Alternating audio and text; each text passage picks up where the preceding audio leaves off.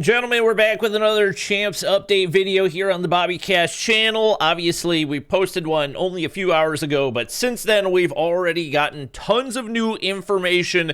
So like I said, I will be doing my best to keep you guys updated. The first of those things that we found out is the official device for the COD Mobile World Championships.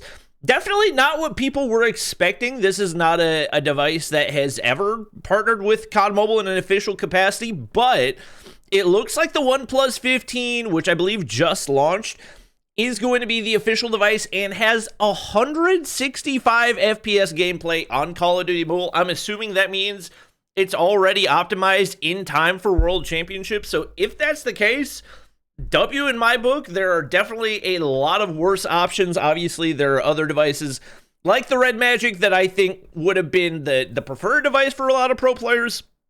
But I worked with OnePlus a long time ago, back when they were in like the OnePlus 8 or whatever, I think is probably the last time I worked with them. And they were still working on trying to optimize the game as much as possible to be good for mobile gamers. So this is definitely a W in my book. Like I said, we've got a lot of things to cover, and obviously, probably one of the reasons you clicked on this video is the announcement that OUG is going to be going to Champs. So you see here on Wikipedia, November 3rd, SPG will not participate in the COD Mobile World Championship due to visa issues. OUG will replace them as the CDM third seed. Nobody listed right here as far as the roster, but based on everything that I've heard and based on what would make the most sense, it will be the 5 American/Canadians. So that would be Tectonic, Kings, Cartels, Wrath, and Solo. So more than likely, that will be the 5 for OUG. Everybody, I've seen all the response to this. Why wouldn't it be X-Rock? Well, number one, most of X-Rock retired. Number two, obviously the main reason they got invited is because they're Americans. And if you're American, you don't need a visa to travel to Poland. So that's the biggest thing. Everyone's like, oh, it should have been this team. It should have been this. No, this is the only replacement that actually made any amount of sense. Obviously, it would have been nice to see Jabin or Seven there. I don't think 7 was old enough to compete anyway, and regardless, there's no way on a very short notice that you're going to get 2 brand new visas, especially if it took however long the SPG took and they still couldn't get those visas secured. So no confirmed roster on Wikipedia, but that is the rumored roster that we've seen going around. And then another very important piece of information is that Wolves have King joining. Obviously, he was on X-Rock whenever they eliminated OUG from the competition. He was on Wolves back in 2023, and now he has made his way back. Was he? I don't think he was in Wolves 2024, but honestly, I'm not 100% positive. But he's back. One way or another, he will find his way to the World Championships, and he is going to be playing alongside these guys on Wolves. So, obviously, it's a nerf to some degree for Wolves. It's a nerf to some degree for OUG, assuming they don't have 7 and Jabin, especially for the Search and Destroy.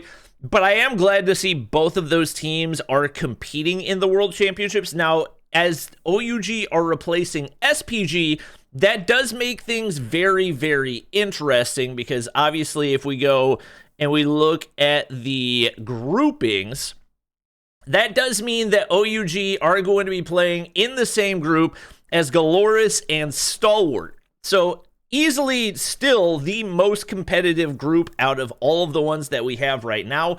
I don't know what Group D is going to do.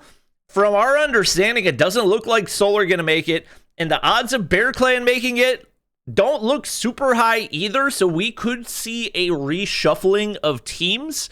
Potentially one of those Group C teams going over to Group D, because otherwise it's basically just TLE and Q9 advancing for free, which wouldn't make a whole lot of sense. And given the amount of talent that you have over in Group C, obviously, once again, OUG definitely nerfed compared to what we saw in Champs. They have not been practicing over the past couple months. Depending on how much time they've had, how much notice they've had, hopefully they've gotten some reps in, but that's that's definitely one of the interesting ones. Group A, not going to be super heavily affected, as obviously Godlike is the only team that's still in question there. And then I believe everybody in Group B is going to be traveling. So it'll be interesting to see what direction that goes. Like I said, this is and Sweat's Den seems to have like inside connections in places. So they say RAF, Solo Kings, Tectonic Cartels. That kind of verifies. On top of that, SPG, like I said, now out of the competition. Gushing announces his retirement. He was the primary sniper for SPG. And once again, I don't think very surprising that we are not going to see him or really any of the SPG players continuing to compete in COD Mobile. I think the majority of the players we will see go in directions where they just have more opportunities to play more events, more prize pool, all those other things. Especially in China, there's just so many more opportunities and can't blame them one bit for what they're doing over there. And this is just the announcement from China social media platforms that Rise was the only member of Wolves that was unable to get his passport. So King, indeed, going to be traveling to the World Championships once again. If there's one thing that is going to happen, it is Tectonic and it is King making their way into the World Championship somehow. So that wraps up the majority of the news for all the new stuff that we've found out as of right now. Scrolling through the community, I don't think there's anything else. These are the specs for the OnePlus 15. So it's got the Snapdragon 8 Elite Gen 5. That is the newest one. Adreno GPU as well. Don't think that I'm missing anything else. There's some more messages from Rise just about what's happening with Wolves and their situation there. And then somebody, I'm not going to put too much stock in this because I have no idea if this is photoshopped or what, but somebody screenshotted like a Discord notification from Skull Guy saying 3 years wasted.